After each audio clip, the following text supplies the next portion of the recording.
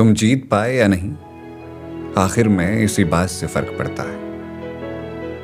तुम्हारा रास्ता कितना लंबा था, तुमने क्या क्या झेला था, तुम कितना परेशान हुए थे, इस बात से किसी को कोई मतलब नहीं रहता है। ये दुनिया बस परिणाम देखती है, इसे बाकी चीजों से कोई फर्क नहीं पड़ता है।